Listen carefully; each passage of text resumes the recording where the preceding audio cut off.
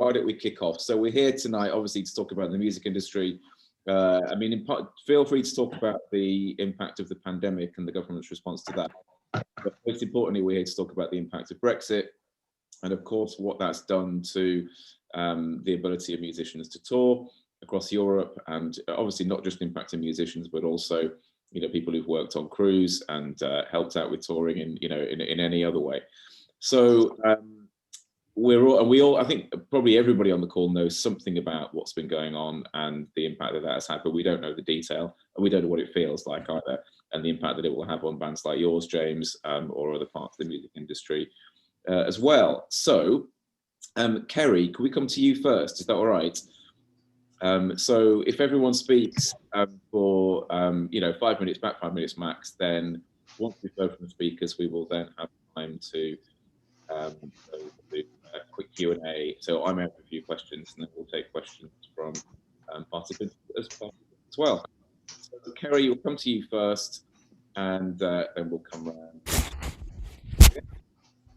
Okay, well, thanks everybody for joining us tonight. I don't know what time the Meghan and Harry interview is on, but I'm clear, it's good that you regard us as more of a priority. And I think it is a really important issue, and it's one that's really been occupying our time in terms of comments. There's been a number of debates. There was one specifically on COVID's impact on the cultural industries. There was one on the petition that Tim Brennan set up, and Tim's done, he's part of road crew, or he's a lighting, does the sets for musicians. He set up this petition and is very much a leading light in the Carry On Touring organisation, which is very clearly making the point that this isn't just about, you know, the big bands who have probably got the management and the accountants and the people to sort things out for them. I think Elton John was quoted as saying he'll be all right. It's the smaller bands, but it's also all the road crew, the lighting designers, the people who drive the trucks that I've been very involved in, that will all be hit by what has happened. And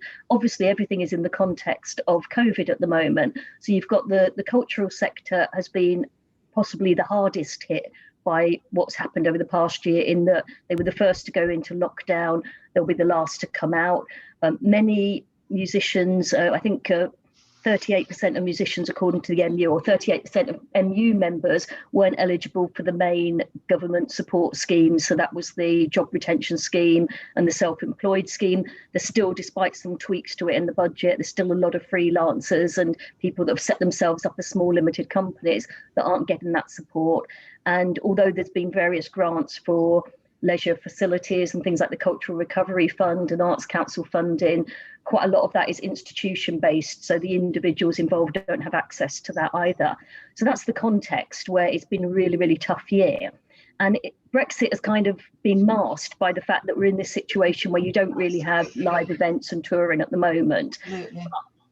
That is, you know, there will come a time, as we expect to return to normal, that suddenly it will hit everybody that they can't just go to Europe. And it's partly about the visas and the working permit situation. It's partly about things like carnets and whether you'll be able to transport your equipment across. And I think at the moment they're saying if it's portable and you take it yourself, you can, but not if it's traveling separately. And then there's an issue that I have particularly been involved in because I'm a shadow transport minister, which is about the concert trucks. So the UK has about 85% of the European market. Even like the big artists, someone like Arcade Fire, or the American art, you know, coming from Canada, and the American artists like Beyonce downwards will often fly into Heathrow, and it will be a UK company that sorts out the trucks. Quite often they'll be picking up road crew here, the lighting people, all setting off on a European tour. And to put it very briefly, it used to be the case you used to be able to go to Europe and make 3 stops in each European country. Now you can make 3 stops in total, and then you've got to return to base, and that just doesn't work for those companies. And what we're seeing is a lot of protectionism. So the Polish in particular, but also the French, they see, and Germans, they see an opportunity. You know, all of this business, and not just the 1,000 or so trucks that are involved in this from the UK point of view, but all those subsidiary industries, all those people in the supply chain could be German jobs or French jobs or Polish jobs, and the Polish in particular already dominate the haulage sector in other spheres. What some companies are looking at doing now is setting up European operations I asked the government whether it would support them to do that, because there's a lot of cost and legalities and everything involved. They said it wasn't their job to do that. That would at least give them a base in the EU from which they could travel out. So there's a huge number of issues that we are trying to resolve. And I think the underlying, the worst thing is that this isn't unexpected. The government knew that this was going to be the consequence of Brexit. And it wasn't the Department for Culture, Media and Sport that was involved in these negotiations. It was BEIS. And they, as I said, they had other fish to fry. I mean, we know that the focus was all about trying to save the fishing industry, and they made a complete mess of that. But, the cultural sector is far bigger than that. And they were still, just willing to let it go hang, basically. And we saw that with the DFT, that the solution they reached would satisfy 85% of hauliers who go out to Europe, drop something off, pick something else up and come back. And they're still having a really hard time because of all these non-tariff barriers and all sorts of obstacles in their way. But they didn't bother about the cultural sector. So the final thing I'll say is, when Labour asks questions about what happened during the negotiations during the past year, it's not because we're just trying to do a blame game. It's not because we're trying to turn the clock back or anything like that, or revisit the past month. We need to know what the UK put forward and what the EU wasn't prepared to accept, or what the EU put forward and what the UK wasn't prepared to accept. And it certainly seems that underpinning some of it was, this obsession with taking back control, reducing immigration numbers, and somehow this idea that you would close the borders to European musicians that wanted to come and play the odd gig in the UK, and in the process absolutely devastate the UK cultural sector, which is far, far bigger than I think probably all the European countries. But European acts tend to mostly be based in their own countries, whereas you've obviously got, UK is the second largest in terms of share of the music sector in the world after America. So it really is cutting off your nose to spite your face. And the culture minister, when she was pressed about this in one of the many debates we've had, said, well, this isn't what people voted for. People didn't vote for freedom of movement. People wanted to, pull up the drawbridge. And I certainly don't think that music fans in Europe or any of the people involved in our cultural sector wanted to do that. It's really, really depressing and sad that we're in this position, but we are carrying on fighting. And I can sort of say a bit more when it comes to questions about what we've been trying to do. Me done. Great, thank you so much. So I'm just looking at who's next on my list. I'm next. You are, exactly. There we go. Great. So we're going to Tasmin next. Hi, everybody. Good evening. My name's Tasmin Little, and I was a classical concert violinist for 33 years professionally. I just stepped down from concert performances at the end of last year. Having worked in the profession for such a long time, there have been a huge amount of changes. I began working professionally in 1987. And one of the earliest tours that I did was to the then East Germany. And I actually went through Checkpoint Charlie, which I'm quite glad I did now, because it's something of history and I'll never forget the experience. But what used to happen when one went abroad was that there was a lot of red tape. And it wasn't just a question of changing into French francs and German marks and all East German marks, which you couldn't do anything with anyway. But it was all the huge amount of administrative stuff that had to go alongside it. I was lucky for all of my career. I had an agent, and they took care of a lot of these aspects for me, but nevertheless things had to be signed and it was complicated. And if you imagine that for a musician, touring is an absolute integral part of our lives. I've just got a couple of figures here. 44% of our musicians earn up to half of their income in the EU. 43% of our UK musicians travel to the EU more than 5 times a year. It isn't just about the work, the money that one earns. It's about a cross-fertilization of the music industry. because it's really important as a musician that you continue to expand, you continue to develop. Otherwise, you just stagnate. So it's very important. This whole cross-cultural thing is actually really valuable, and it gives to everybody. It gives to us, the musicians, but it also, the audiences reap the rewards of this. And we had a situation in the 90s where travel became a great deal easier, and it was absolutely brilliant. All you ever had to do was change some euros, and that was it. You were sorted out. And ease of travel, you know, I remember going to Paris at 1 hour's notice. Somebody was suddenly ill. Could I be on the 3 o'clock flight for the 8 o'clock concert? Yep, there I was. Suitcase, off I went.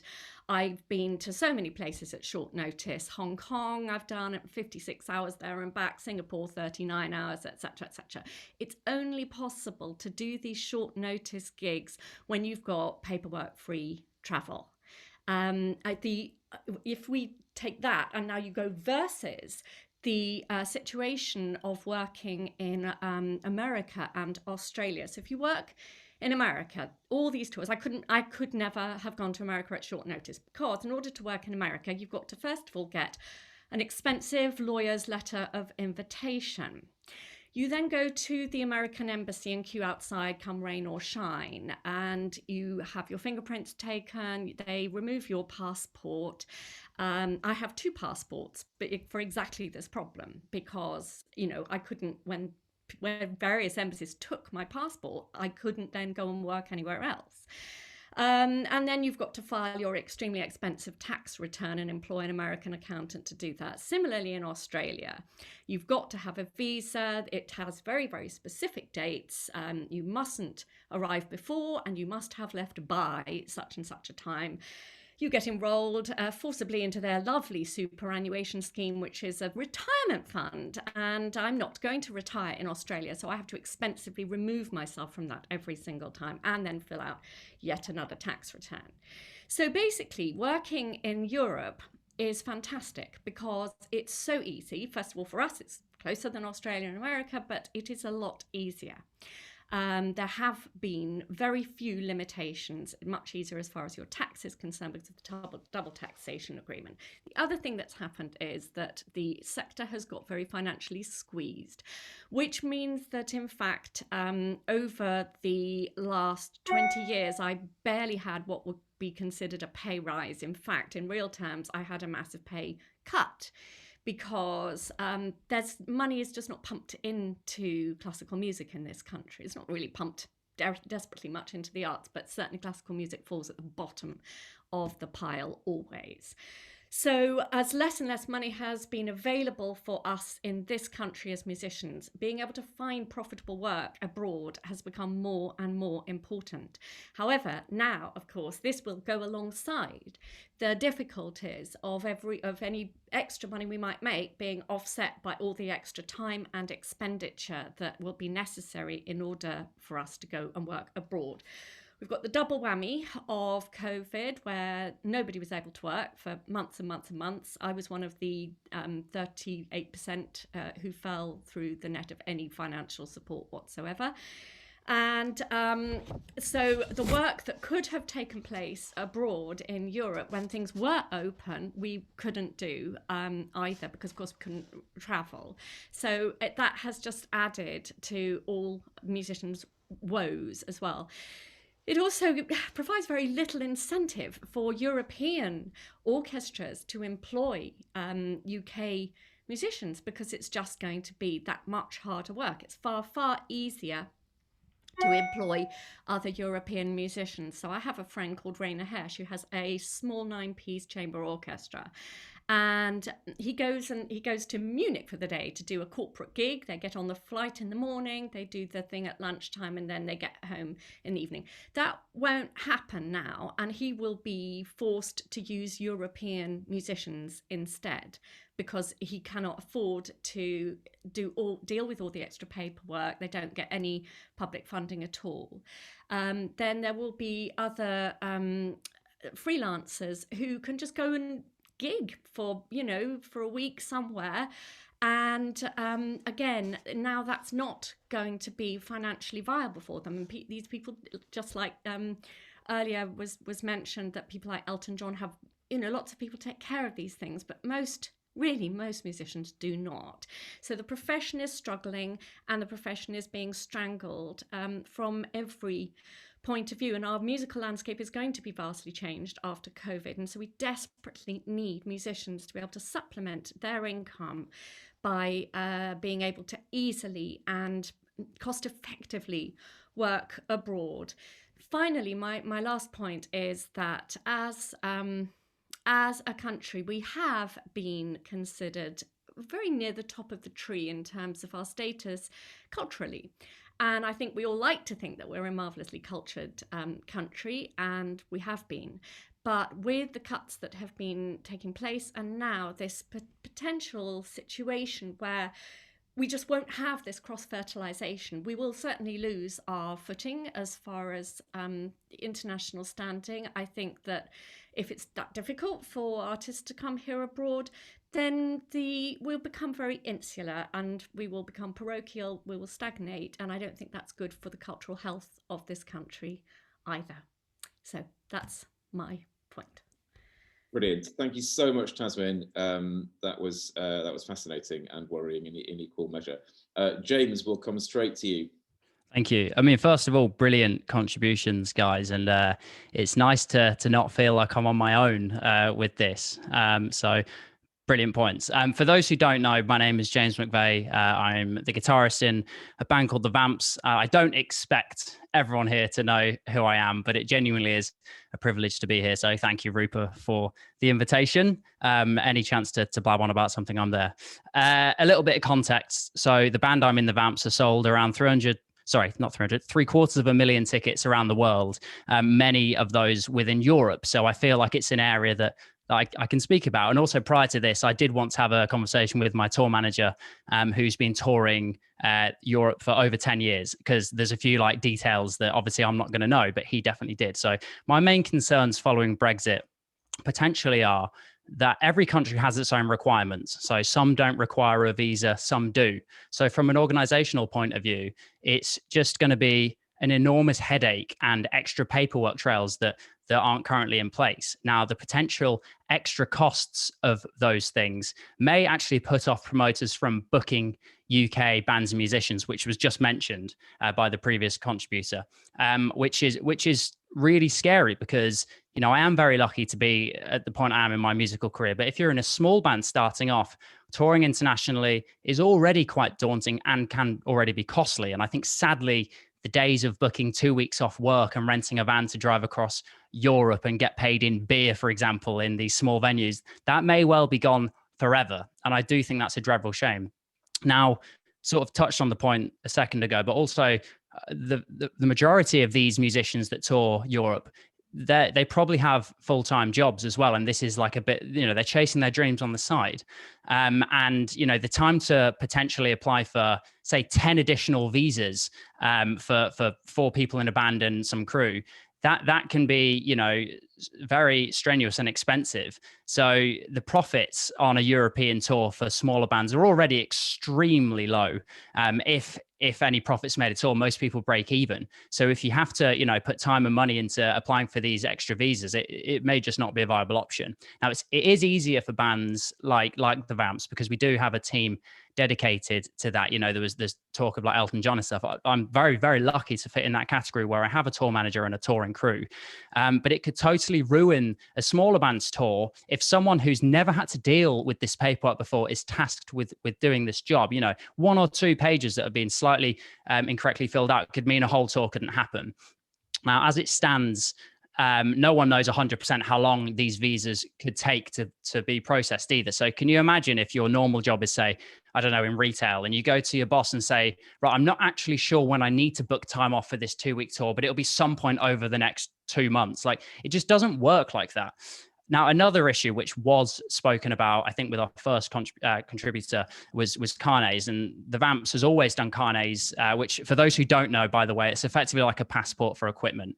And we already need to do them for countries like Switzerland or Norway. But most bands that tour the EU probably avoid these, countries like Switzerland and Norway, and don't have to do this carnet process like they potentially need to. And carnets are based upon the value of the goods that you're transporting. So on average, we'd pay, say, £500 per carnet. And prior to Brexit, you'd only need to do this once, and you can tour the whole of the EU. Brilliant. If you're avoiding, those countries, like I said before. However, now, potentially, a band, even if they have a one-off show in, say, Calais, which is 50 miles off our coast, they'd still have to get the carnet, go through the whole process of exporting and importing their equipment. And, as we touched upon before, £500 is a huge cost to a band that perhaps isn't even making any profit. So why does this whole thing matter? There's been reasons that have been stated already that are really apparent. But, for me, the music industry is not solely those big names that you see on TV or in the arenas. It's made up of thousands of smaller, unknown bands who tend to work multiple jobs. Now, these are the bands that tend to play the smaller local venues. So we're not speaking about the O2 Arena. And some of my favorite memories growing up as a budding musician were going to those underground grotty venues with the sticky floors and the speakers too loud and they're ringing on, you stink of smoke and whatever else.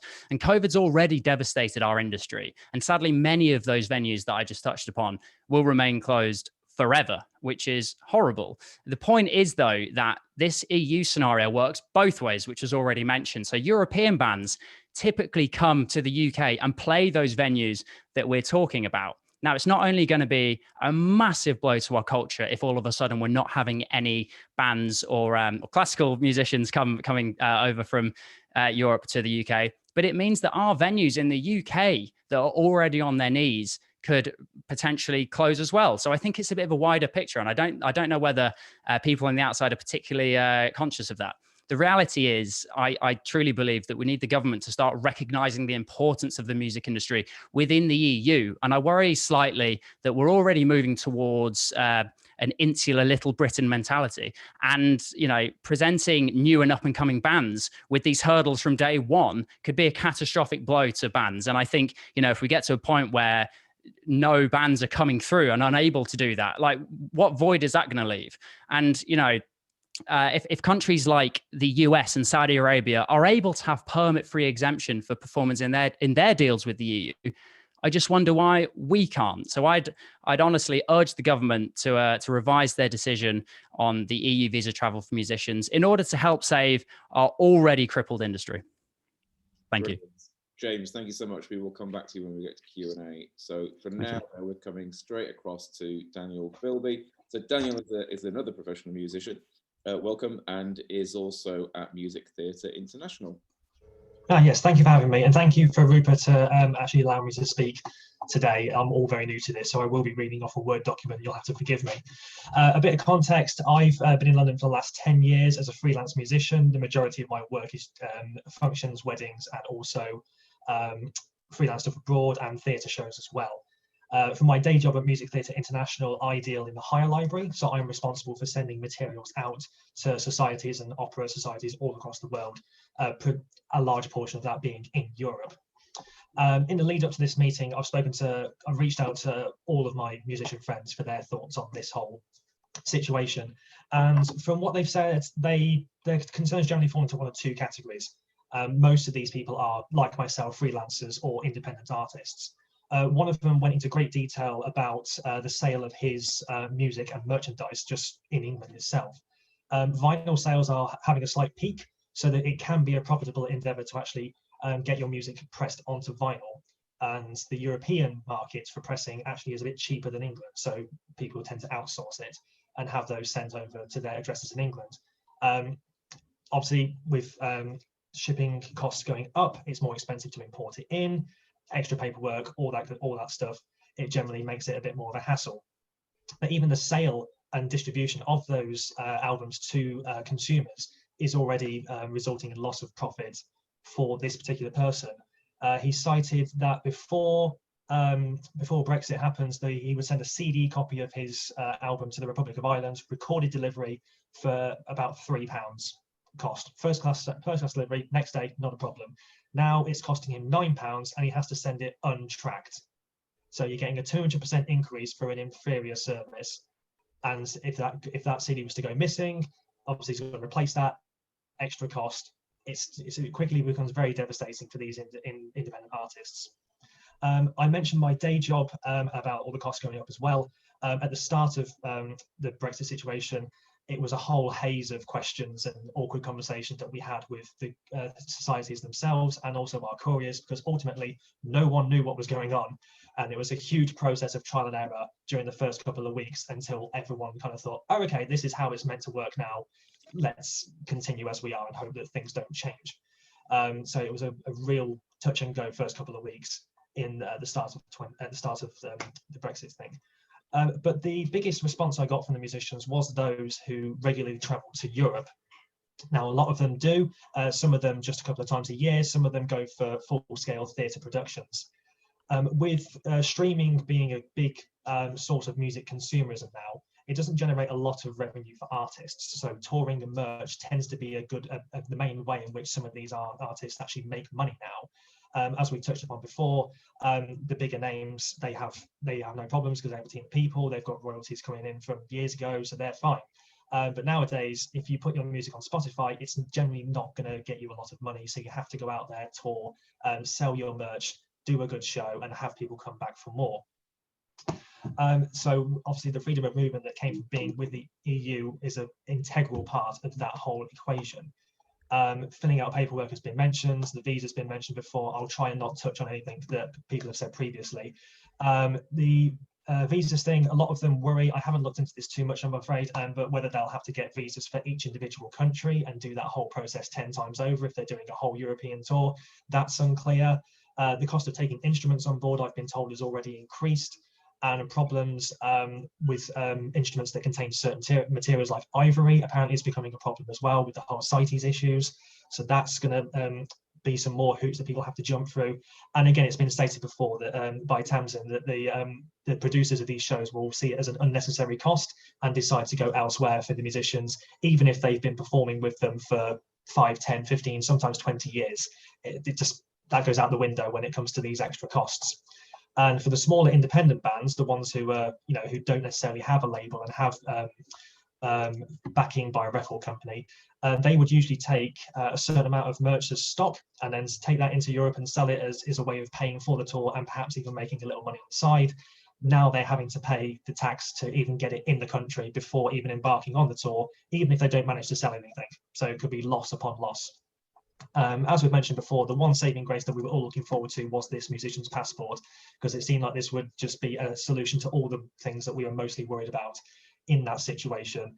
And understandably, everyone was very, very angry when it was taken off the table. For what reason, we don't know. Given the last year that we've had with the pandemic, travel's been very restricted anyway for a lot of people, and some people, so we won't actually know the full extent of these negotiations until live music comes back in full swing. A lot of people are worried that any backlash that's received off the back of these negotiations will in some way be blamed on the pandemic and not actually on the negotiations that took place and the mishandling of that whole situation. Uncertainty is very much the key word that I would describe everyone's feelings. Even before the referendum, the arts industry were worried about all of these topics, and we're still not really close to a definitive answer in any respect. To answer one of the questions in the email brief, what can the government do now? The majority of people that I've spoken to are basically just screaming at them to get this passport sorted and work in conjunction with organisations like the MU, because they will know exactly what musicians will need in order to carry out their business effectively and swiftly.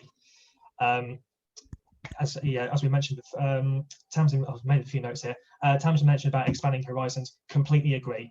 That's how we grow as musicians. We don't stagnate. If we just closed off our borders in the 60s, every band would sound like the Beatles today, and that would be boring. We need foreign influence to be able to generate new musical ideas and get it out there for the world to hear. Tamsin also mentioned about travelling out to a show that needs a member last minute. Say that was to happen in England and they need to import someone from Europe to do the job because no one else can. Are they going to cancel the show? Who knows? All in all, it seems that this is a very big part of the economy, as we've mentioned before, and the handling of Brexit and COVID, seems like it's just a second thought, not really any importance on the government's radar. So I would implore them to get fixing on that musician's passport. It seems to be the biggest line in the sand for most people that I know, even those who have been Tory supporters in the past and have voted for them for the last 2 elections. Even they are saying, no, this cannot stand. They need to do a 180 on this almost immediately. So I think that's everything that I've got. But yeah, that would be the main point to take away. They need to fix that passport and fix it before everything opens up again, so that we can, you know, again, try and fix the mess that's been made over the last couple of years. Brilliant. Thank you, Daniel. Right, we are coming penultimate speaker to Daniella. So Daniella runs a company called Black Dress Code Limited, and I'm sure she will explain to us what that company does. Yes, hi. I'm also very unused to talking in public, so forgive me.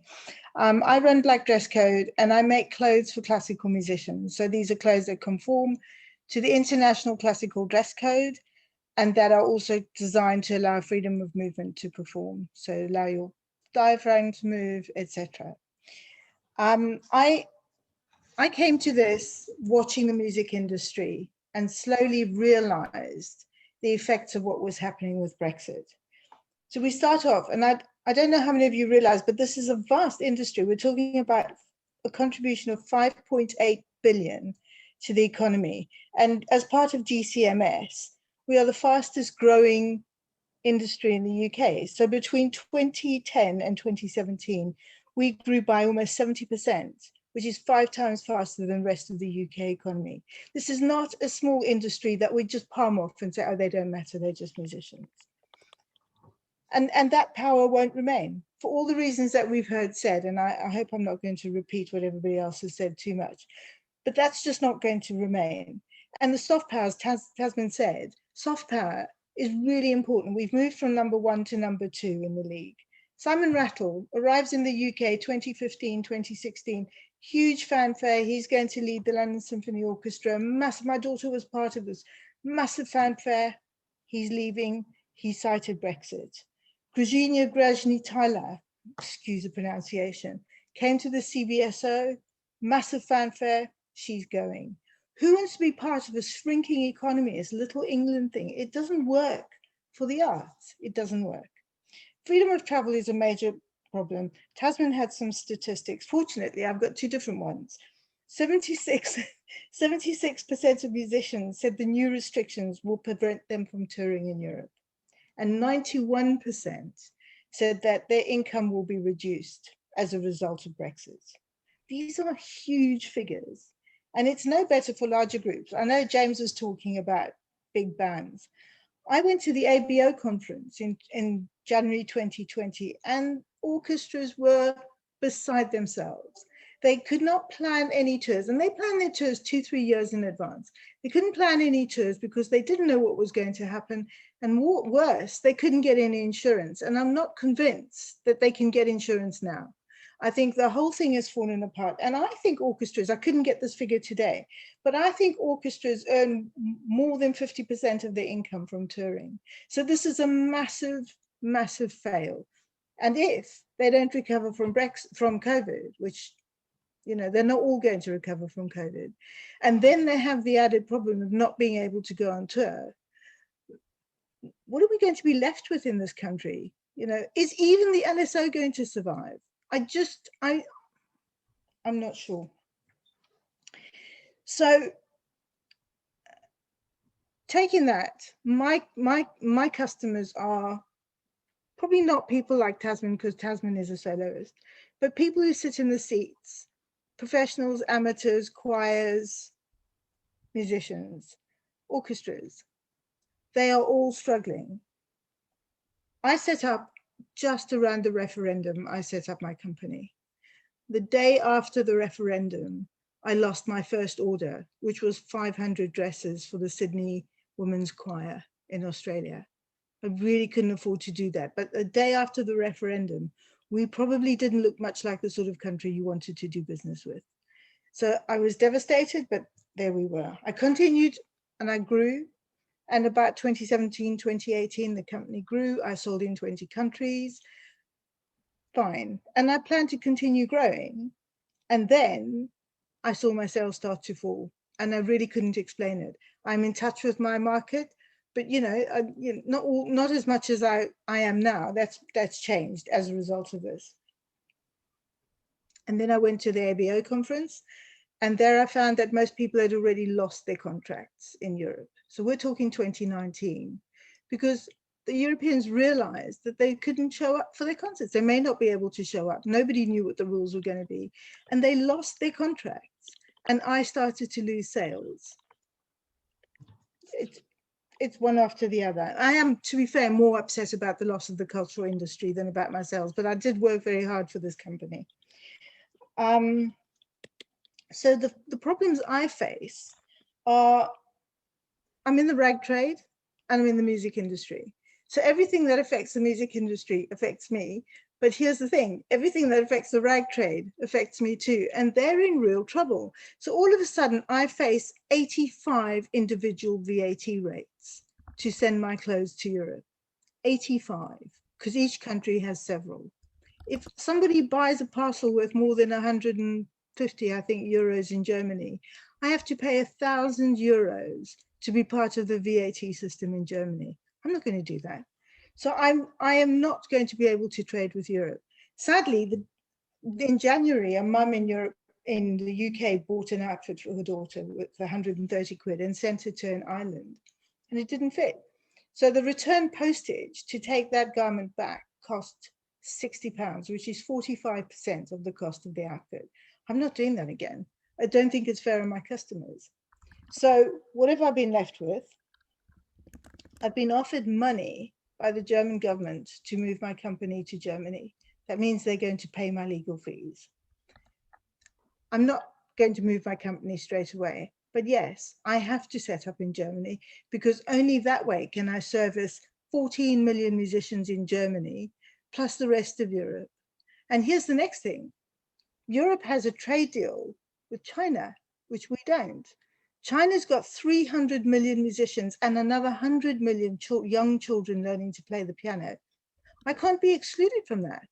And I am if I stay here, because what, we might have a trade deal with China in 10 years. It's ridiculous. So I don't at the moment plan to move my production to Europe. But if it turns out that I have to always be shipping stuff at huge cost to Europe to ship it elsewhere, I might have to do that. And those are jobs to be lost. I have an ethical factory in Leicester. It's family run. They helped me set up. They've been working with me. What can I do? If I can't service that market, I can't stay. And my plea is for the Labour Party to just please start arguing this case, because we are fighting for our economy. I'm an ex-Bloomberg journalist. I am watching the financial sector be handed away to the rest of the world.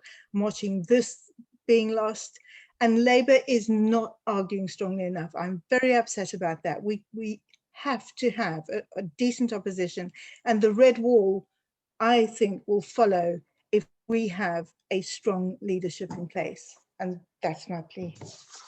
Thank you. Brilliant. Thank you so much, Daniella. Right, last but very much not least, we will come to Rupa. Thanks very much, Mike. Look, I'll try and be quick, because I think a lot of what I wanted to say has been said, but what brilliant speakers we've had so far. Look, when I was in primary school, there was a #1 hit called Video Killed the Radio Star. And I think there's a real fear now that Brexit is killing the British music industry. Kerry was right to make the point that this makes a huge contribution to our economy. It was Tony Blair who pointed out that we make more from our musical exports than we do from our motor manufacturing, which I think has probably gone even more in that direction since then. And the EU is a key overseas market for cultural exports. And British music, we know, is a lingua franca for around the world. So it contributes so much to the UK economy, and we know all these different component parts that have been talked about today, the hauliers, the costumiers, the festivals economy. I mean, in my seat, we had the Lovebox Festival and Gunnersbury Park, Gunnersville. We had the specials only just over a year ago, whenever that was, autumn 20 and that brings tourism with it. You know, there's all these other ancillary things, spending, jobs around it all. Merchandising has been mentioned, the crew, the roadies, all the other bits of the complicated food chain. But it's a UK giant that seems, you know, a jewel in the crown that seems to have been rather overlooked by this government in the trade and cooperation agreement, which, as you remember, it was smuggled out on Christmas Eve. And what was sort of 4 years of wrangling since the 2016 referendum, or maybe even 50 years if you're going further back, was reduced to just a 4 hours something debate in between Christmas and New Year's Eve. There was a special day of the virtual chamber on the 28th, and it was sort of bundled through in this very quick way. And all these horrors are now coming to light. So again, as a constituency MP, I hear about, oh gosh, what's this? Sorry. Yep, weird notifications pinging up. Sort of companies, businesses that are finding all these things that Brexit was meant to do away with, red tape, extra paperwork. There's additional loads of all this stuff and cost. So people that are exporting things into the EU, you know, there's a Swiss that this was a barrier-free, trade-free deal as promised. It was pointed out the cost of sending parcels, what used to cost £18 for just sending a simple parcel to Warsaw, to Poland. I've got a lot of Polish constituents. That's now £145. When I was a DJ, I used to get French hip hop vinyl from Outremanche, as the word is. You know, that would be very, very costly to do now. And what's most ruinous and cash flow killing for a lot of my businesses is they were forced to go online after lockdowns shut their shops. And now they're finding sort of multiple sets of extra duties because we have left the EU common VAT area. And I think particularly for reverse transactions, if someone returns something, by consumer law, you obviously have to honour that, but sort of you're massively down on that because there's all these extra sets of reverse duties. And we've heard from the brilliant touring musicians, James, Tasmin and Daniel, the freedom to get in the van and go. You know, even the Beatles played Hamburg, they widened their horizons. But if we're all going to be trapped in our own little small island, it is not good. So that's gone. And I've got a constituent who does a regular gig where it's a comedy, ski and rave festival in the Alps. I think there are a few of them. There are a few of these. There's a company actually called Taking the Piece who puts these on. And it is Taking the Piece now that these festivals are no longer booking British artists or saying we'd rather have the Irish instead. Well, that's the same thing really. So British, or being cancelled altogether. So, I mean, again, it's really scary. And Roger Daltrey, a one-time Brexiteer and a one-time pupil of Acton County Grammar School in my seat, it's now Acton High. I used to do my surgery there until March the 18th, 2020. Even he has U-turned on his sort of previous Brexit leanings to say that this has been a complete oversight of the government's trade and cooperation agreement. You might remember he used to advertise, or maybe people here are too young, American Express cards, and he showed himself in wellies fishing. Fish had 368 mentions in that trade and cooperation agreement. And it's 1% of our economy. Financial services, the lion's share of it, had a fraction of that. And again, our cultural exports completely forgotten. UK music has got a range of different solutions. Reciprocal rights for musicians and crew to work in the EU. And apparently that was promised, but it didn't fit, as Kerry was saying right at the beginning, with the narrative of getting Brexit done. So our government snubbed this. I mean, this is a scandal. They also argue for a cultural exemption from cabotage rules for music tours. Sorry, 0.1%, someone has said, okay, less than, this tiny percentage, but because it's emotional for Brexiteers, that was so much part of the narrative, fishing, that is. Sorry, I keep seeing things pinging up on the thing. So yeah, the government should prioritise a data adequacy deal from the European Commission and just increase support from music exporters. We know it's been a tough year anyway with coronavirus, and they are trying to camouflage everything in the sort of COVID crisis. And it's going to be tough coming back if there are distancing rules, all those things. Music events are about you know, eating, dancing. Is it a Pulp song that says eat, dance and screw or something like that? Anyway, the point is it's about togetherness. So if we're having, you know, distancing, isolation, those kind of things, it's going to be hard to get on its feet, but they're trying to sort of bundle everything together so nobody really notices this terrible Brexit deal. And opportunities for scrutiny are vanishing very fast. The DEXU, the Department for Exiting the European Union, was abolished, followed by the Brexit Committee. That committee was called the Future Relationship with the EU Committee, and I was on that. And the whole raison d'etre was we were waiting for this deal that came on Christmas Eve. Then swiftly after, the whole committee had the plug pulled on it by Jacob Rees-Mogg. And the minister that they've now got in charge of this, it was a hand-picked appointee. He's been made into a lord. So that means MPs like me cannot question him anymore. Anyway, look, we're going to have some Q&A now. I started by talking about something from my primary school days, a song called Video Killed the Radio Star. Also, a memory from around that time and a bit after was when you bought a vinyl 12-inch thing, the paper sleeve inside had a skull and crossbones and a cross on a cassette tape. And it said, home taping is killing music, because, you know, it's counterfeit. And the point was well made about downloads, which you know, it's not very transparent how the composer gets the royalty from that. That's something else we should look at. You know, Brexit is killing music, and we should keep the government on their toes. So let us know, Kerry and I, she's a shadow minister, much more important than me, but what we should keep doing to keep the government on its toes. I try and say Brexit in everything I say, because I'm still in mourning, really, which is why I'm wearing black today, but that's my contribution for now. Thanks.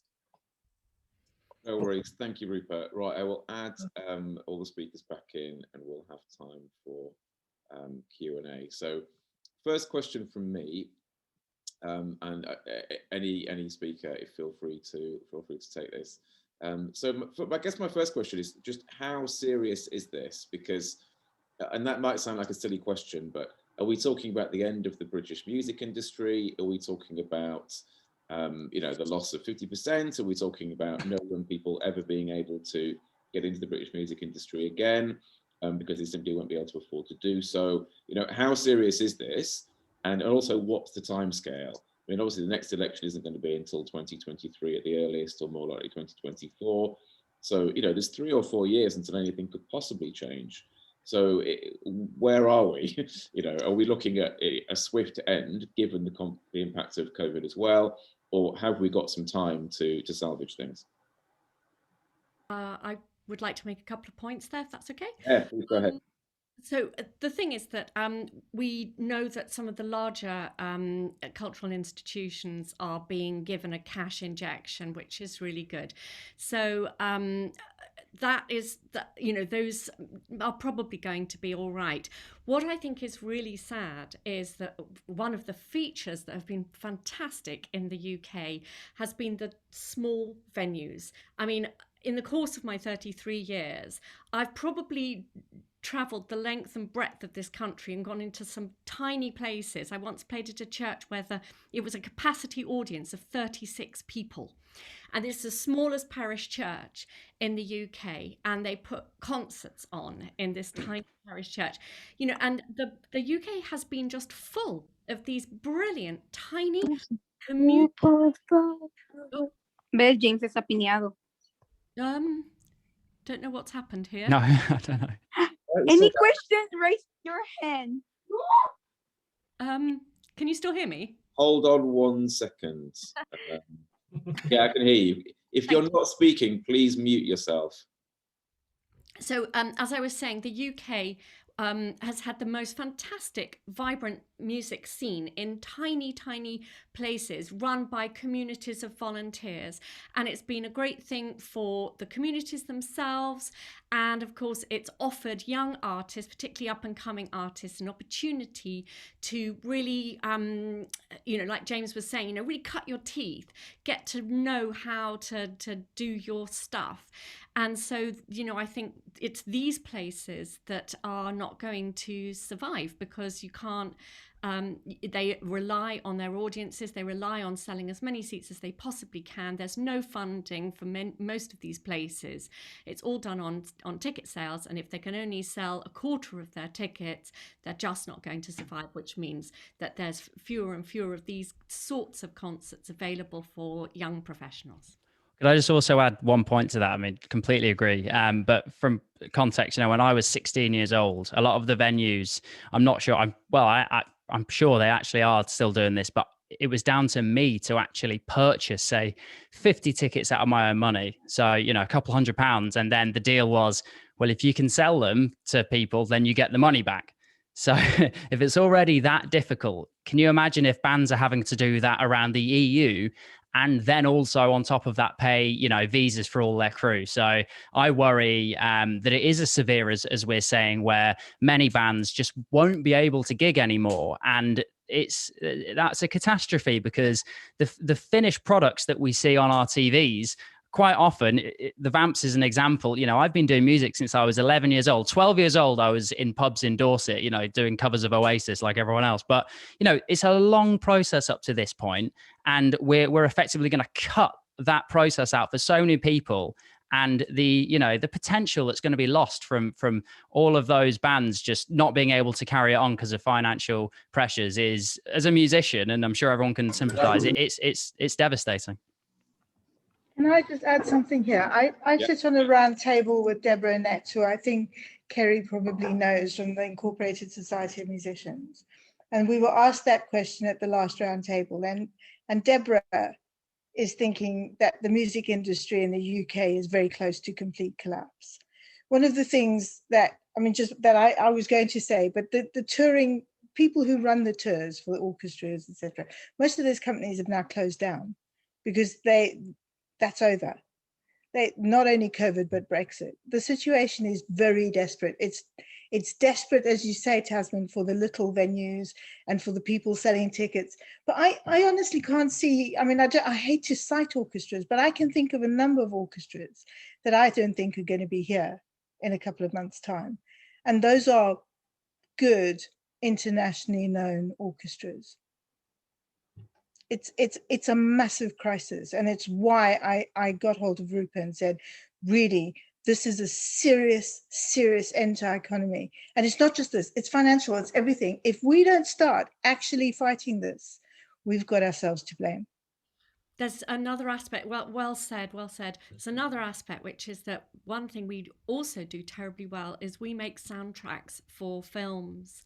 And that is a lot of freelancers. You won't, yes, okay, so the LSO did do the Star Wars original soundtrack, etc. But most of the time, people who are doing soundtracks are freelancers, and they're doing, soundtracks for television programs, Netflix, all of these things. That is a huge and lucrative part of some people's work, and I fear that this, because so many freelancers will just have had to sell their instruments and go and drive lorries for Amazon.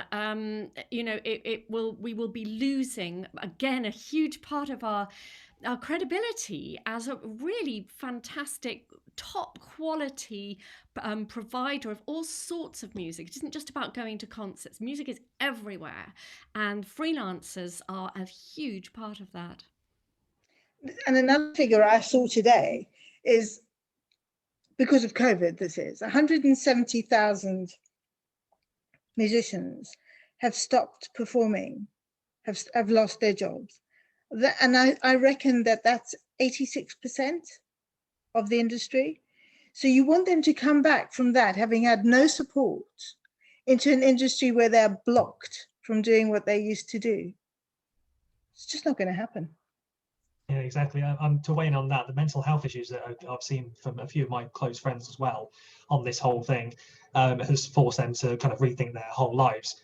There's been more than a few that have seen that they're, as a profession, they are really undervalued, underappreciated, and even if they could come back to for it to go back as normal, they wouldn't want to. And quite a few of them have even just packed up and gone to move in the mountains in Canada, just because they feel so underappreciated here.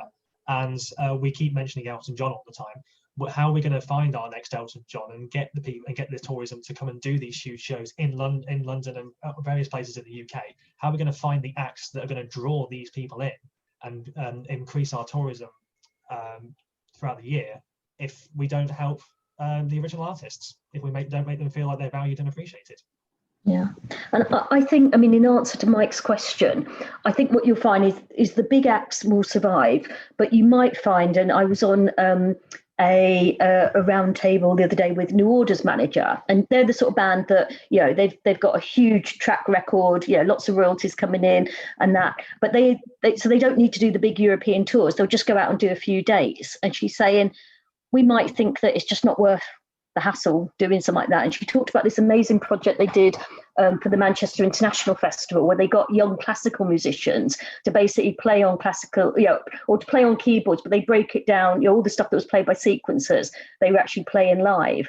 And they took them out to Turin and Milan for sort of, it was more like an arts festival type thing, lost money on it, but did it because they thought it was a really good thing to be working with these young classical musicians.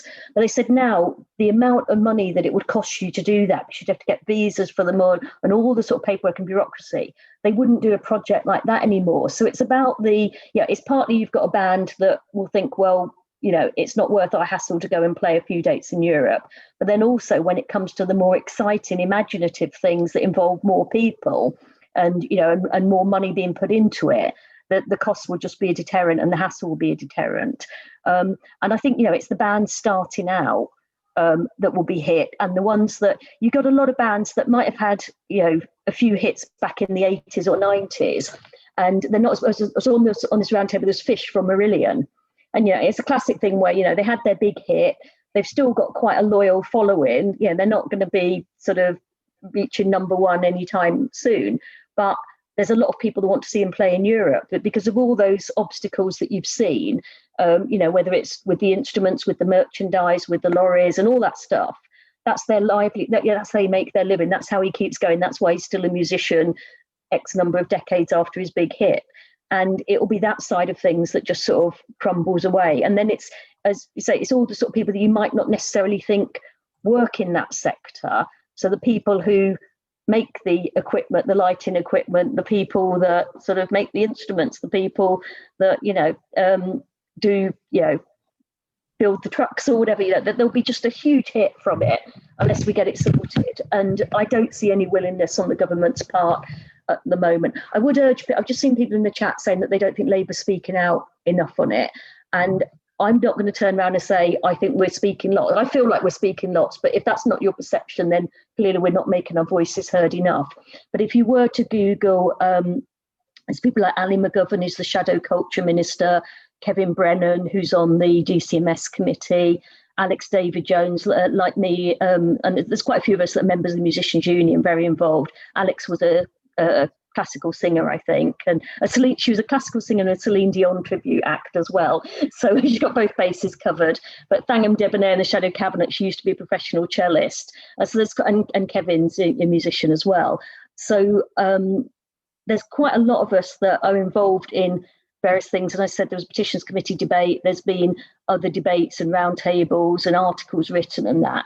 So if you did a quick Google, you could find that. But I appreciate, and Rachel Reeves has been quite involved in terms of shadowing Michael Gove as well on some of the more technical issues. But I appreciate if you don't feel that we've spoken up enough, then that means that we do need to shout a bit louder. It's quite difficult when COVID is almost like the only game in town. But I think we will be amplifying our voices as you know, as it's getting more desperate, because we're moving towards the time when the live scene ought to return, and it won't be returning unless we make sure it does. I would echo with, sorry. I just want to say I'd echo everything Kerry's saying. We're the opposition, so it's sort of difficult to get floor space. I did ask this question about the festivals the other day, and the guy, it was, in fact, they've stopped us asking certain questions on these things. So Liz Truss, the International Trade Minister, at her last questions, a load of Labour MPs put in Brexity things, and they were all ruled out of order, and we had to sort of slightly go around the houses. They were rejected. So if we put in a scene question with Brexit effects, this is what I mean. I find it really sinister that they are silencing us But I mean, as Kerry said, it's difficult for us to get the airtime in a corona crisis as well, but we are doing our bits, and maybe when the crisis recedes and people notice that certain things aren't coming back, but just something, yeah, a lot of people have talked about us not wanting to be an insular Little Englander outfit, sort of setup. And I think, Tasmin, you said that Australia is really difficult. I seem to remember the mid-90s, there were these groups like the Australian Doors, and they had a whole load of tribute acts coming from the Antipodean climes because it was too difficult to tour there. Nobody wanted to go there because of all the visa restrictions, and it was too blooming far, that they cultivated these copy tribute acts, and that they had never existed before that. There were people that did weddings, that did all sorts of covers, but the ones that dress up, and I would hate us to go down that sort of road. Sorry, there's lots of other people putting things in the chat, so I'll shut up. Tasmin, you had a point. I just wanted to say that a lot of tourism is built around people not just coming to look at our amazing historical buildings and stuff like that and be in lovely cities, and but people need entertaining. And you know, that the entertainment industry, the broader industry is going to be hugely affected. But I mean, you know, the West End shows, and you know, people love to, for instance, come to London and take in a West End show, and you know, and Manchester and, you know, Birmingham and places like that. But I fear that there will be less for people to do, and our ratings in terms of what is provided and will go down. So I do think that this will actually have an effect on tourism too. Great. Well, not great, obviously, really awful. So thanks for everything that you've said. I will come to audience questions in a second. Just one more question from me to you guys, which is, well, I mean, firstly, to respond to what a number of you have said about Labour speaking up or not speaking up, and that being seen and heard or not. And of course, we are in a pandemic, and the news cycle has time for little other than vaccines and the latest, you know, whatever Boris Johnson is up to, shenanigans. But I think one of the problems with this and a number of other things where Labour is speaking up, but not, that isn't really being perceived by the people who are suffering from the problem. So, for example, you know, excluded workers or over safety in schools and things like that. I think part of it is that unless Keir Starmer says it himself, and normally Keir at PMQs, it doesn't really get heard in the mainstream media, or not beyond, you know, kind of niche people who are taking notice on their Twitter feeds or whatever. And obviously, Keir only has 3 questions a week at PMQs, and he can't give all 3 of them to the music industry because there are so many other things going on. But I think Labour does have a problem, and it is a problem with the media, of the fact that the media just doesn't pay that much attention to what even shadow cabinet ministers say, you know, never mind backbench MPs. So that is a problem, and we all need to do what we can to raise attention, you know, of all of these issues, because there's so much that's going on that is genuinely catastrophic because of the pandemic, and also because of Brexit and the awful kind of, you know, conflation of the two. But just one question I wanted to ask you all, which is, what do you guys think Labour should be saying now, and what do you think Labour should be saying in the run-up to the next election, whatever year that happens to be in? Open question to all of you. I mean, I know we're not allowed to be a rejoin party for at least 10 years, I'd have thought. So I don't know what the Lib Dems will be doing, but I think to have a more close and constructive relationship is probably the best we can hope for in the foreseeable. But I mean, I think their deal will start coming apart, and we need to expose that so much of it is TBC. As I say, financial services, that's you know, the biggest sector of our economy, a number of my constituents, and it's still not really sorted. That's coming further down the line. It's been put in a too difficult to think about box. And, you know, we've heard about the Northern Ireland Protocol this weekend, that's all sort of gone belly up. So I think for now, just given that, given the election result, we're not going to be a rejoin party. And, you know, yeah, much as I'd like us to be, I just think that's realpolitik, sorry to say it. Can I just say, I don't agree. I think Labour should be saying now and 2 or 3 years from now. Rupa, I don't agree, because it's one thing to say they voted for Brexit, therefore they must be given Brexit, and Brexit is going beautifully. But Brexit isn't going beautifully. Brexit never did go beautifully. They didn't get a deal. You know, to say they got a deal is ridiculous. And therefore, there is absolutely no harm in turning around and going, right, here's, you know, maybe not right in the middle of COVID, but to turn around and say, right, well, you didn't do any of the things you said you're going to do. I sort of think John Smith would have taken the bull by the horns and turned this one around already, you know, and I think Keir is falling into the same trap that Corbyn did, of not making a fuss, of not shouting, and they're worried about losing this and they're worried about losing that. But more than 50% of the electorate clearly wants out of this dumb deal. So grab that, go for it. This is ridiculous. You know, we are an intelligent party. We're not going to, we are effectively walking in the tracks of a moron, Boris. Why? I mean, yeah, the majority of people voted for pro-European parties, if you slice it and dice it that way, in 2019. But given our electoral system, they've got a majority of 80.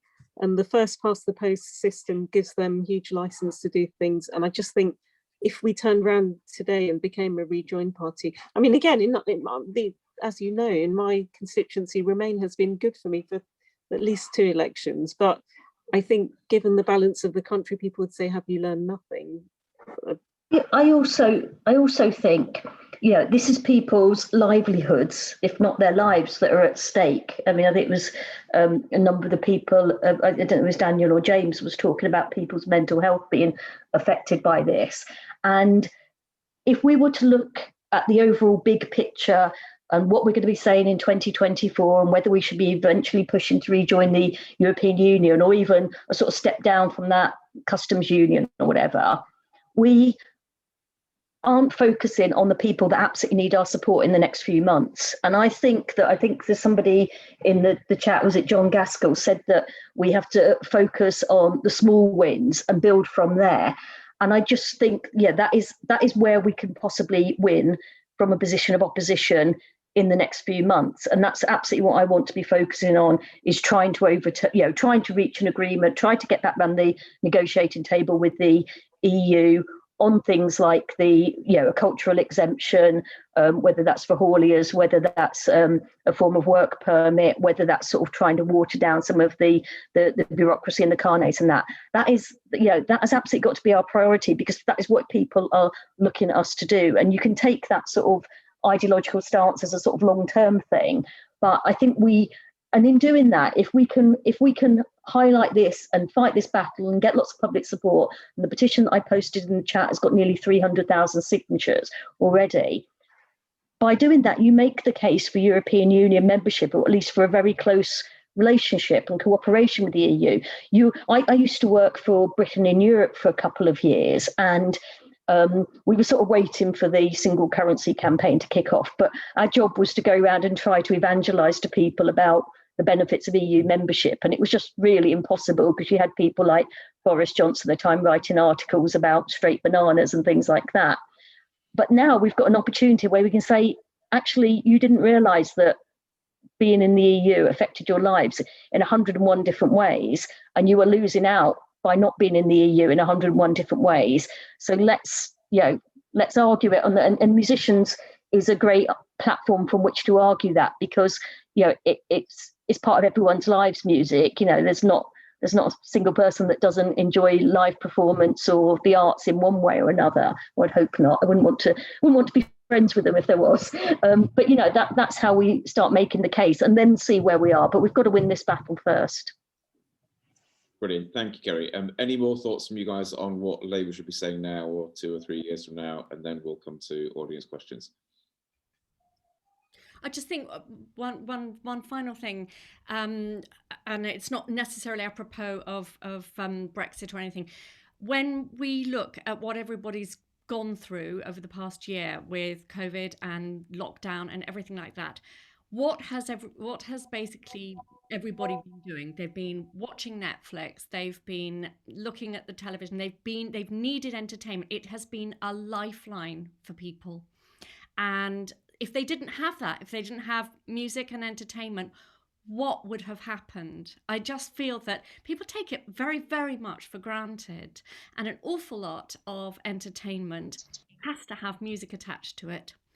You know, whether it's the introductory music to, you know, to a television program, to a Netflix series, to your favorite film, whatever. It's music, music, music, and it's entertainment. And our whole entertainment sector is one of the most valuable things we have in this country, and we've got to fight for it. Brilliant, thank you. I mean, I agree with you on all of that. And I think, as a number of you have said, people don't know how bad things are. And I think people do expect that once we've all been vaccinated, things are just going to get back to normal. And of course, for many, in many, many ways, not just this, they're really not going to get back to normal at all. So I think people will very sadly have a rude awakening, but that may help us make the case for this to change. Right, I know a number of you have had your hands up for a while and you've been patiently waiting, so thank you for that. So David Taylor Gooby, come to you with your question.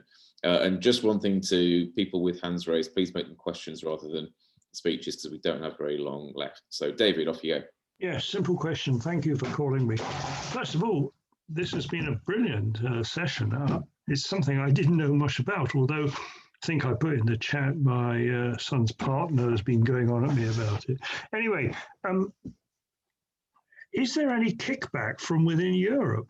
Because in my travels in Europe, I found European people are very interested in British pop music more than anything else.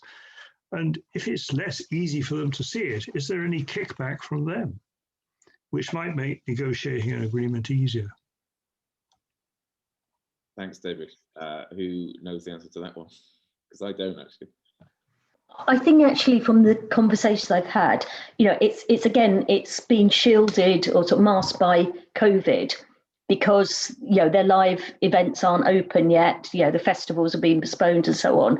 So it will hit them a bit further down the line. And, you know, say somewhere like, you know, Ibiza, once that reopens and all the DJs are struggling to get out there, and it's yeah, that sort of thing. Has sort of been mentioned to me, as that's when it will hit, you know, later on in the year. People and yeah, there's a lot of music fans in those countries that, and you know, the people that put on events, the people who run the venues, and the people that run the festivals. I was meant to be going to Primavera in June, and it keeps being postponed. It was meant to be June 2020, then it was June 2021, now it's June 2022. But it'll be interesting to see how many of the acts that were due to play there will then decide that they can't do it next year because it's just, you know, playing that summer of European festivals would just be too much hassle for them, or either too much hassle for the big bands or just not affordable for the smaller bands. Okay. Great. Thank you. Right. Because we're running out of time, we're going to take questions in threes. So Patricia, do you want to go ahead? Yes, thanks. Shall I jump in? Yeah, go ahead. Okay. So I'm a branch officer in the Labour Party branch, and there's a huge resource there in the branches, and I think we need to be thinking about how we can mobilise the branches, because there will be so much goodwill around the issue of, you know, supporting music and musicians. It's not a sectarian issue, is it? It's a unifying issue, and if we want to see Keir Starmer taking this forward, we need to give him the ammunition and the support from the branches to do that. So the question is, how can we use that branch resource? Great, thank you. Right, Isabel, go ahead with your question. Yeah, I approached my Tory MP about the whole problem of musicians not now being able to tour in Europe. And he came back to me with a reply saying, oh, the British government wanted it to happen, but the Europeans stopped it. And I can't reply to him because I don't know what the ins and outs are, but I'd love to know what is the truth of those negotiations? What happened? So that I can respond to him. Brilliant, thanks Isabel. We will answer that, and then Jennifer, we'll get your question please, and then we'll go to some answers. If Jennifer's there. Okay, don't worry. Carolina, we'll come to you, please. Okay, hi. I think this session has been great so far. I am from Poland, and I have two questions, like quick questions, to James and to everyone else. So first one is how the Vamps is doing because of the COVID, and then how you see as a band your future looking at Brexit. And also the question for others is like, do you think that because of the Brexit, does it mean that some musicians won't tour in Europe because of that? So what do you think? Great. Okay, so we've got 3 questions there. One on how do we utilise Labour branches? Maybe that's one for the MPs. One on the negotiations. Whose fault was it, UK or EU? And one on touring in Europe. Will bands not be able to do that? So I don't know who wants to fire away first. Maybe James, I've heard from you for a while. Yeah, thank you. Thanks for the question. I'll be honest. I think the last year, for obvious reasons, has been extremely scary, and there was talk around people having to think about their careers in a way they haven't had to before, and I've said that I'm very lucky that I am in sort of I don't know what percent it would be, but maybe top 5% of the music industry with what we've achieved to date. But what I would say in the same breath is I would estimate that we probably make 70%, if not 80% of our revenue from touring. And we've obviously not toured for a year.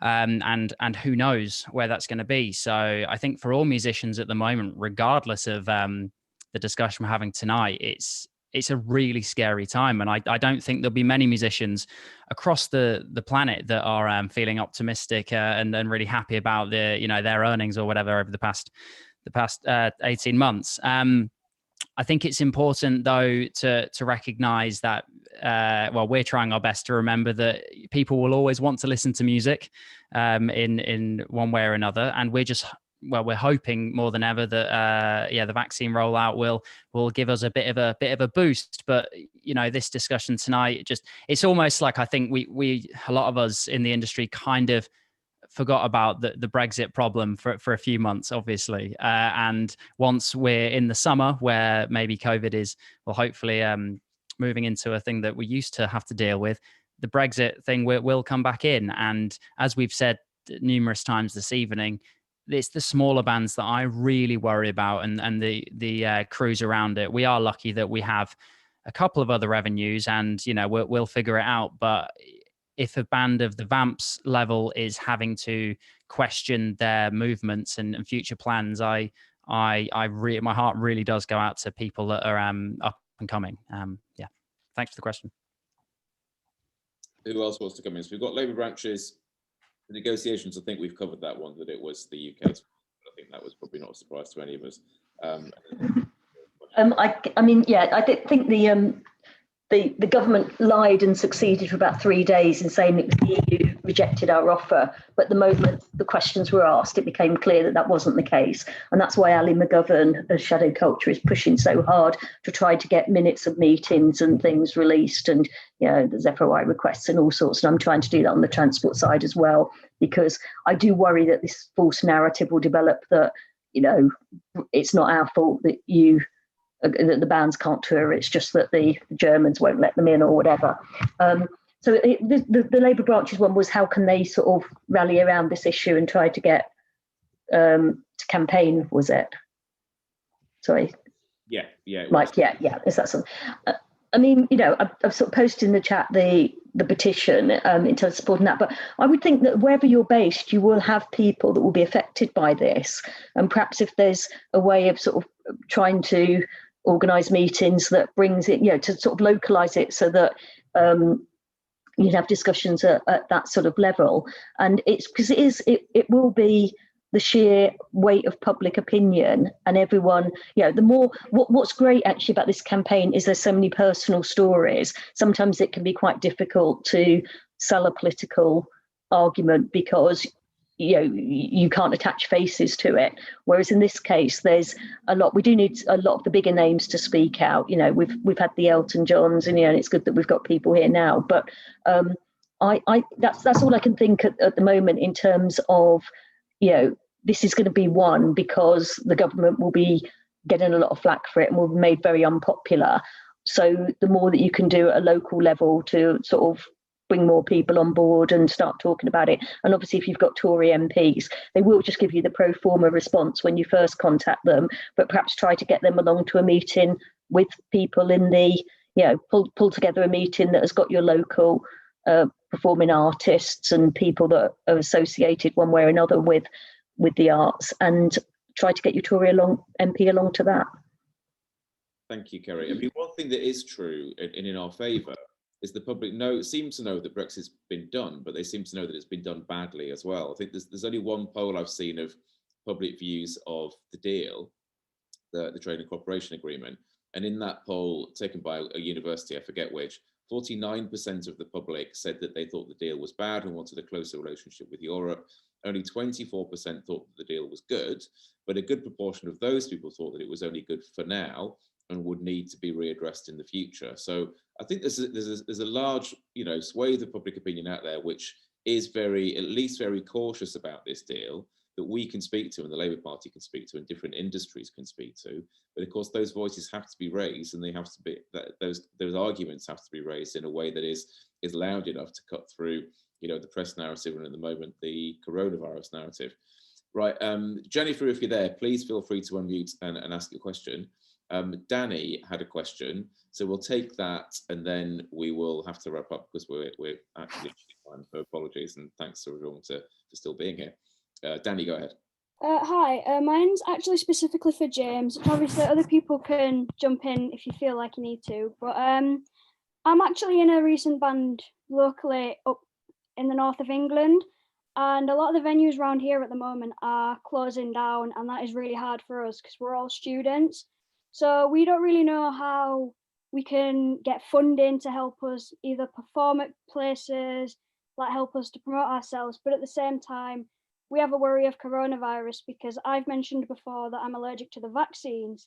So we've got the worry of how are we going to get support for this? Because we don't know if we can get it from our local government, as well as am I personally actually going to be allowed to tour with my own band despite not being able to get any of the coronavirus vaccines? Great, not great. That's sad to hear, Danny, but thank you for sharing. So Jennifer, did you want to ask your question?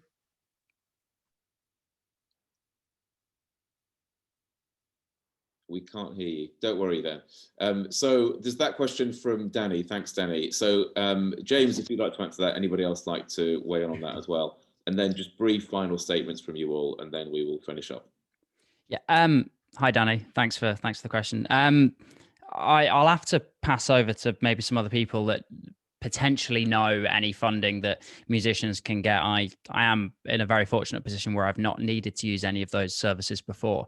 What I would say though is I think it is going to be, and this is a wider question with potential vaccine passports if they're going to be a thing.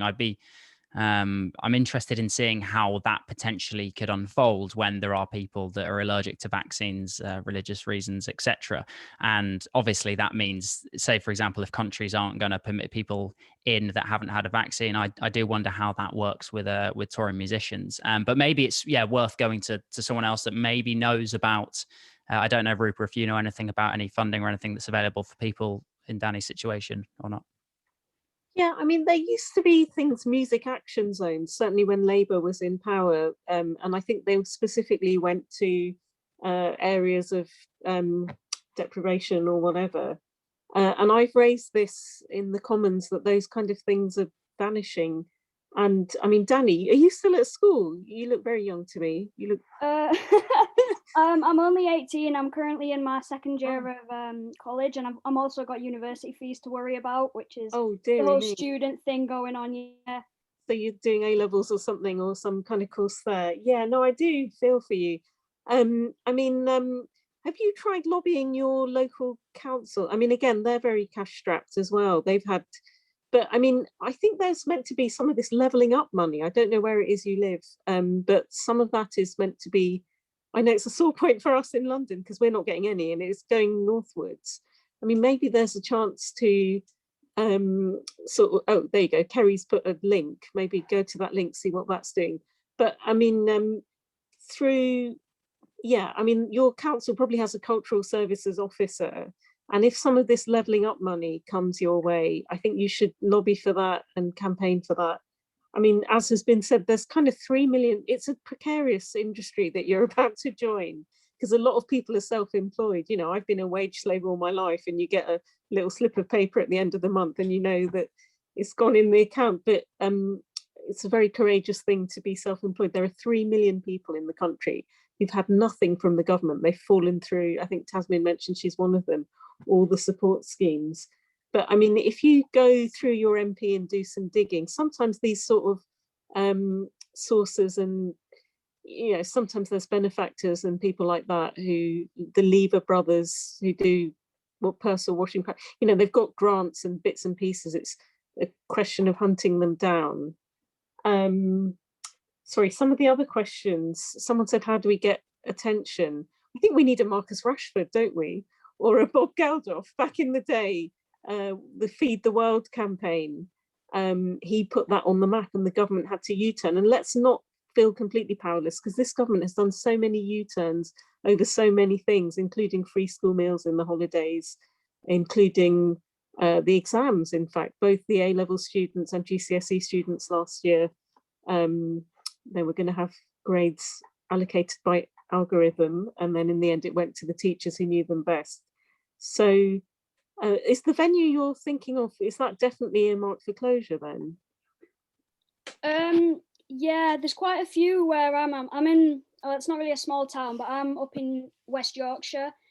Where we are, we don't, I think the biggest gig we have is the local theatre in town, but you can't really perform there unless you have like a fan base behind you. And so we tend to rely on a lot of pub gigs and a lot of like really smaller venues. But a lot of the places that we were planning to perform at have all had to cancel on us because they don't have funding to keep going anymore.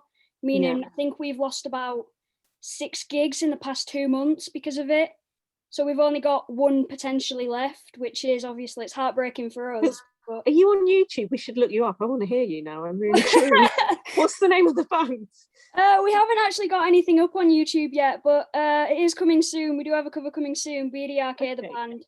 Daddy, share it with the group and we'll have a think about what we can do for you. Stick in there, Danny, as well. Stick in there. Seriously, that's how I started. You know, doing pubs and the Vamps kind of got attention by doing the YouTube thing. So do that. And I hear that TikTok's apparently good, but I'm even too old now to understand what TikTok is. So yeah, ask someone a bit younger. James, we've got an account. Don't worry. Good. All the best. Thank you. Thanks, James, Rupa, Danny. That's brilliant. So Tasmin, Daniel, Daniella, and Kerry, brief final comments from you, please, and then we'd better finish up because we're quite a little bit over time. So Tasmin, go ahead. Oh, you're on mute. The classic. Yes, there we go. Yes. The main thing is we've got to somehow or other make more noise in the media. They've not been particularly helpful and supportive. They don't really seem to think it's that important, urgent, worthy of attention, etc. So I think that's somehow or other the media has to be galvanized. People really have to think that something huge is about to be lost and it will affect everybody. And that's the message that needs to get out there. Brilliant. Thanks. Daniella. Yes, I agree totally with Tasmin, obviously. So it is a massive message that needs to get out there. And there is a concern that I think also that the press is quite right wing. And there might be a conversation to be had about something that could be done about that. And I do actually have an idea. I mean, as an ex-journalist, I have had an idea about this, that I'll send Rupa an email about it. But I think we do need to consider how we're heard. And I'm sorry to bang on about this, but I do think Keir Starmer, as the mouthpiece, is the person that people will interview. But I take all of Kerry's points, and I understand that I'm probably not the best politician in the world. That's it. Well, that's not your job, Daniel. That's great. No. Thank you so much. Daniel. All great points all around. Happy to have been part of this tonight. One thing that came to my mind early on was people I think the important thing about this whole thing is just education. We need to let people know, like the smaller stories. People know the stories of the big bands. And when you put a big name like Bob Geldof in front of a camera, they look at him and just go, oh, he's had a career, he'll be fine. You know, musicians will be fine in general, but he's a very small part of all the musicians across this country. And I think we need to make it a lot more personal and looked more towards the smaller bands, and even just like the freelancers as well, because they're the ones who are going to suffer the most. And there's plenty of them, and like everyone on this conference today and everyone in this country will know someone who is in this situation right now, but they might not know the whole extent of the story, and they might not know the ins and outs of how we go about our business. So I think moving forward, hopefully out of COVID, we can now start to focus more on the issues, the other issues in life. And I think now is probably a good time to start doing that, now that as the restrictions start easing up, to educate more people about the events industry and how that all works, so that when they do go back, they might even gain a bigger appreciation for the industry as a whole and see it more as an integral part, not just as a light entertainment thing on the side that they can enjoy on a Friday night sat in front of the TV with a bottle of wine. Great, thank you, Daniel. Kerry. Yeah, I think we've just got to carry on fighting on this, and just bringing home to people just how broad it is, how many people will be affected, what the impact will be, and I think there will be. It's not a case of once the UK government gets on board, we'll be knocking on an open door at the EU, because apart from anything else, we've really put the EU's backs up. We've turned around and said we don't need you anymore. You've got nothing to offer us, and then suddenly we come, crawling back saying, well, actually, we did, and it's absolutely true that the negotiations were a complete and utter mess, and on some things like the Hawley's thing, the ball was just dropped. They just forgot they were meant to be trying to negotiate something on that point. So the politics of it are quite difficult, but it just is a case. I'd urge people that are on this call to sort of do a little bit of Googling when they get off, read some of the articles that have been written, sort of get your head around a little bit more of some of the issues, and just campaign in whatever way it's possible for you to campaign within your own platforms. Brilliant, thank you. And Rupa, any final words? Yeah, I forgot to say about Roger Daltrey. I don't think he's a constituent anymore, though he grew up in Acton, that he fell for the Brexit lie. He got fooled again, didn't he? That's what I forgot, the punchline. But no, thank you for keeping the pressure on us. And there's been some interesting things. Is there a way of keeping this chat after it's gone? Or does it vanish? Yeah, I can do that. If there's a way maybe of emailing, because there's lots of good links and things that I haven't been keeping a note of, maybe send it round to those of us who are here. And yeah, I think that's I'll post links that are in the chat in the page. So if you find this on YouTube in the next couple of days, all the links that are in the chat, I will post there. Fab, brilliant. And no, it's been a bit in equal measure sort of depressing and invigorating as well to listen. I think we can do this, but their deal is falling apart at the seams, and the more we expose that, the better chance we've got. And sorry, the Bob Geldof point was probably not explained very well, but he was a completely washed up person, an ex-punk, until he got hold of that issue in the 80s, and then the Ethiopia famine campaign was a big deal. So I don't know, whoever can make noise in whichever way you can, and as Kerry said, if you go to your local MP, they will know that there are votes in that, and they'll want to be helpful, hopefully. So I think it's incumbent on all of us to keep up the pressure. Thanks. Great, thanks. And then James, very final word from you.